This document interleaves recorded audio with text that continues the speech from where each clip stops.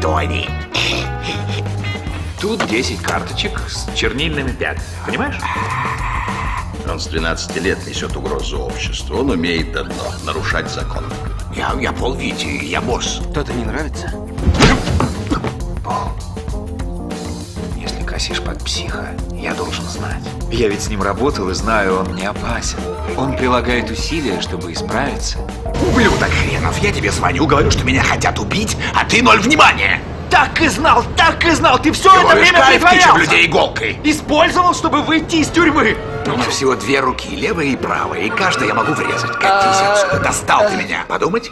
Да. Слушай, обо мне ты подумала? Вы мне целый час пудрили мозги и спрашивали о том, что напичкано в этой долбанной тачке. Я тебе не врал, я нашел нормальную работу, начал привыкать к новой жизни, а ты все за старое. Ты не до конца доверяешь мне. Не обвиняй меня в недостатке доверия. Доверия нет никакого. Отдать тебе хлеба.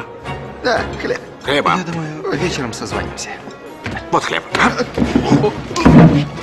Я за напитком.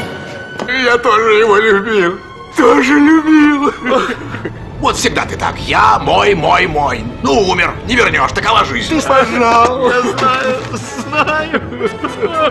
О, боже. Плохо дело. Понимаю.